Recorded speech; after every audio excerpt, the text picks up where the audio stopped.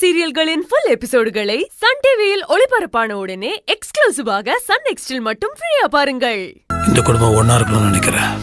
அதை உடைக்கிறதோ முறிக்கிறதோ அத்து விடக்கூடாதுன்றதுதான் என்னோட ஆசை.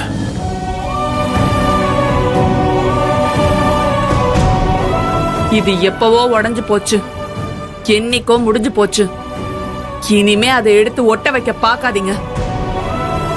நீங்க என்னதான் முயற்சி பண்ணாலும் விட்டு போனது விட்டு போனதுதான், வெட்டுப்பட்டது வெட்டுப்பட்டதுதான்.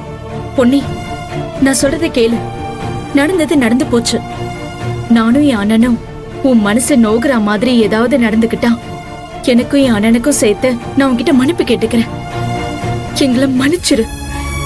தயவு செஞ்சு பிரிஞ்சு போறேன்னு மட்டும் சொல்லாத. என் அண்ணா உன் கூட எப்படியெல்லாம் சந்தோஷமா வாழணும்னு ஆசைப்பட்டுச்சுன்னு உனக்கு நல்லா தெரியும். அதோட ஆசைய குழி தோண்டி புதைச்சிடாத. இந்த குலதெய்வம் கோவில்ல சாமி சாட்சியா நின்னு நம்மள பாத்துட்டு இருக்கிற இந்த இடத்துல இது வரைக்கும் நடந்த எல்லாத்தையுமே மறந்துட்டு என் அண்ணன் கூட வாழ்றேன்னு சொல்லு.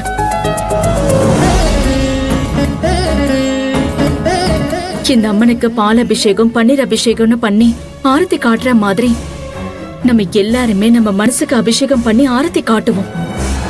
அந்த ஆரத்தி வெளிச்சத்துல நீயும் என் அண்ணனும் சந்தோஷமா உங்க வாழ்க்கைய ஆரம்பிங்க. பிரியிற எண்ணத்துல கூடியிருக்கிற நம்ம சந்தோஷமா ஒண்ணு சேர்ந்து இங்கிருந்து போவோம். ஹே துளசி, பண்றது எல்லாம் பண்ணிட்டு இப்ப ஒண்ணும் தெரியாதவ மாதிரி நடிக்கிறியா? என் பொண்ணையும் மாப்பிள்ளையையும் சந்தோஷமா வாழ விடாம செஞ்சவளே நீதானடி. நீ மட்டும் கண்காணாத ஏதாவது இடத்துக்கு கல்யாணம் பண்ணிக்கிட்டு போயிருந்தா என் பொண்ணும் மாப்பிள்ளையும் இன்னைக்கு சந்தோஷமா குடும்பம் நடத்திட்டு இருந்திருப்பாங்க.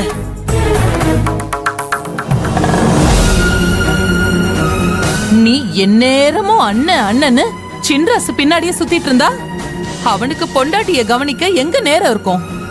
இல்ல ஆசையா ஒரு 4 வார்த்தை பேசி கொஞ்சதான் அவனால முடியுமா? ஊர் உலகத்துல இது வரைக்கும் அண்ணன் தங்கச்சியே பொறக்காத மாதிரி நீங்க 2 பேரும் சேர்ந்து கூத்தடிச்சிட்டு என் பொண்ணோட வாழ்க்கையை நாசமாக்கிட்டீங்கல்ல. என் பொண்ணு இத்தனை பேருக்கு முன்னாடி வந்து நின்னு இது வரைக்கும் நான் ஒரு நிமிஷம் கூட என் புருஷன் கூட வாழலன்னு சொல்றத கேட்டுக்கிட்டு ஒரு பெத்த அம்மாவா நான் நின்னுட்டு இருக்கேனே. என் வலியையும் வேதனையும் இந்த சாமி கேட்காம விட்டுடுமா? ஏ துளசி, இந்த சாபம் எல்லாம் உனக்குதான். நீ என்னெல்லாம் அனுபவிக்க போறேன்னு பாரு. என்ன பத்தி என்ன வேணா பேசுங்க. அவன் சொல்லுங்க இவன் சொல்லுங்க பேரு வச்சு கொடுங்க, எப்படி வேணா திட்டுங்க, பொறுமையா இருப்பேன். ஆனா என் தங்கச்சி திட்டி அதுக்கு பத்தி சாபகமா விட்டீங்கன்னா மனசுனா இருக்க மாட்டேன். ஓ, ஊர் உலகத்துல எங்களை மாதிரி அண்ணன் தங்கச்சி இருக்காங்களா இல்லையான்னு எனக்கு தெரியாது. அதை பத்தி தெரிஞ்சுக்கணும்னு ஆசைப்படல. எனக்கு என் தங்கச்சி தான் முக்கியம். அதுக்கப்புறம் எதுவா இருந்தாலும். கேட்டீங்களா ஐயா?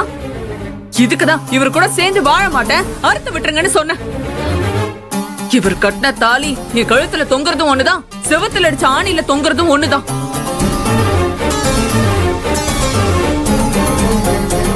இவர் காலம் முழுக்க தங்கச்சி தங்கச்சின்னு தங்கச்சியே கண் கலங்காம சந்தோஷமா வச்சு காப்பாத்தட்டும். நான் ஏன் வழியில போறேன், அந்த ஆளு அவர் வழியில போ சொல்லுங்க. பொன்னி, குட்டிமா, இந்த மாதிரி பொண்ணு கோபமா இருக்கும்போது நம்ம எந்த முடிவு எடுத்தாலும் கண்டிப்பா தப்பா தான் இருக்கும். நீ அவசரம், இது ஒண்ணு அவசரப்பட்டு எடுத்த முடிவு கிடையாது. நான் நிதானமா யோசிச்சுதான் முடிவு எடுத்திருக்கேன். நீ உக்காந்து நிதானமா எடுத்த முடிவாவே இருந்துட்டு போட்டோம். அப்படி இருந்தாலும் இந்த முடிவு தப்பா தான் இருக்கு. அத்து விடுங்க, பிரிச்சு விடுங்க, முறிச்சு விடுங்க, விட்டா போதும்னு என்னாலையும் ஓட முடியும். அது வாழ்க்கை கிடையாது. ஒன்னா சேர்ந்து வாழ்றதான் வாழ்க்கை. அதான் உனக்கும் நல்லது, எனக்கும் நல்லது, நம்ம குடும்பத்துக்கும் நல்லது. அதுக்கு தான் நானும் ஆசைப்படுறேன். நீ இப்படியெல்லாம் பேசினா நான் தலையை ஆட்டிக்கிட்டு உன் கூட சேர்ந்து வாழ வந்துருவேன்னு கனவுல கூட நினைக்காத. உன் பேச்ச நம்பி நம்பி நான் மோசம் போனது போதும். நீ இன்னைக்கு சரியாயிடுவ, நாளைக்கு சரியாயிடுவ, இப்ப சேர்ந்து வாழ்ந்துருவோம், அப்ப சேர்ந்து வாழ்ந்துருவோன்னு எதிர்பார்த்து எதிர்பார்த்து ஏமாந்து நான் நாசமா போனதான் மிச்சம். உன்னால நான் ஜெயிலுக்கு கூட போயிட்டு வந்துட்டேன். நான் போகாத ஒரு இடம் இருக்குன்னா அது சுடுகாடுதான்.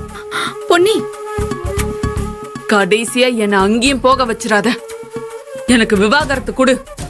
இனிமேலாச்சும் நான் நிம்மதியா இருக்கேன். அதான் என் பொண்ணு அவ முடிவை உறுதியா சொல்லிட்டால, அப்புறம் என்ன? சட்டு புட்டுன்னு தாலிய வாங்கி கையில கொடுத்து பிரிச்சு விட்டுருங்க. இருமா, சின்ராஸ் தம்பியும் எத்தனையோ பஞ்சாயத்துகள்ல தீர்ப்பு சொல்லியிருக்காரு.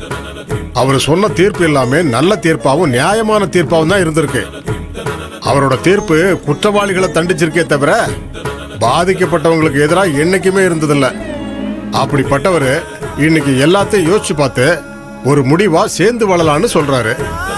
ஓ, அவர் சொல்ற மாதிரி திரும்ப ஒரு தடவை சேர்ந்து தான் வாழ்ந்து பார்க்கட்டுமே. அப்பவும் சரிப்பட்டு வரலன்னா அதுக்கப்புறம் பிரிச்சு விட்டுறலாம். என்னையா சொல்றீங்க? ஆமாங்கய்யா.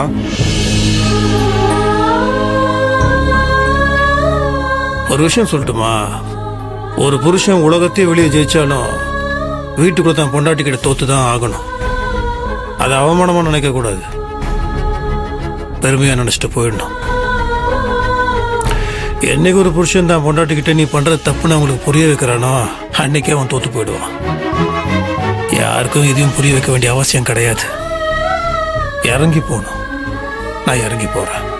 நான் செஞ்சது தப்பு, என்ன மன்னிச்சிரு. நியாயமா ஒரு வாய்ப்பு கொடு. மறுபடியும் இந்த மாதிரி நடக்காம நான் பாத்துக்கிறேன். நம்ம சந்தோஷமா ஒன்னா சேர்ந்து வாழுவோம்.